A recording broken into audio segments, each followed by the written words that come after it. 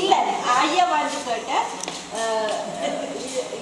அவர் வந்து ஒரு ஸ்டாம்ப் மாதிரி அம்மா ஒரு செவரல் ஸ்டாம்ப் பிறகு அதுல ஓட்டு ஓட்டியா இருக்குது.